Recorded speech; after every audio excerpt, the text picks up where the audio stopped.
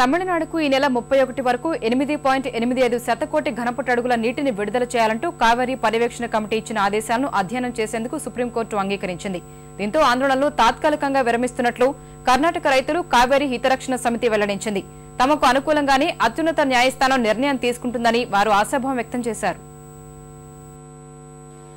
తమిళనాడుకు కావేరీ నదీ జలాల విడుదలపై సుమారు నెల రోజులుగా కర్ణాటకలో నిరసనలు, ఆందోళనలు చేసిన రైతులు కావేరీ హితరక్షణ సమితి తాత్కాలికంగా విరమించుకున్నాయి.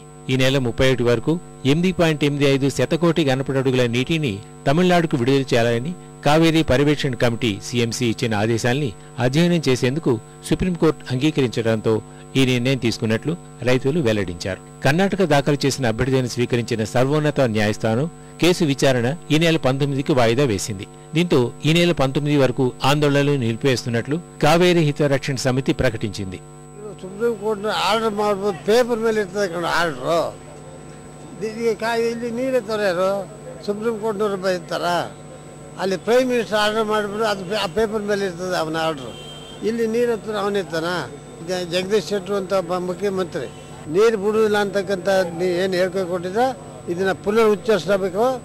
తమిళనాడుకు నీరు విడుదల చేయకపోవడం కోర్టు ధిక్కారం కాదని కర్ణాటక శాసనసభలో ప్రతిపక్ష నేత సిద్ధరామయ్య అన్నారు. ಸುಪ್ರೀಂ ಕೋರ್ಟ್ ಆರ್ಡರ್ಸ್ನ ಫಾಲೋ ಇವರು ಒಬೆ ಮಾಡಿದ್ದಾರೆ. ಅದರ ಪ್ರಕಾರ ನೀರು ಬಿಟ್ಟಿದ್ದಾರೆ. ಮತ್ತು ಸುಪ್ರೀಂ ಕೋರ್ಟ್ ಮುಂದೆ ಮೆನ್ಷನ್ ಮಾಡಿದ್ದಾರೆ, ನಾವು ನೀರು ಬಿಡಕ್ಕೆ ಆಗದೇ ಇಲ್ಲ, ಆ ಪರಿಸ್ಥಿತಿ ಇದೆ ನಮ್ಮ ಹತ್ರ ಅಂತ ಹೇಳಿದ್ದಾರೆ.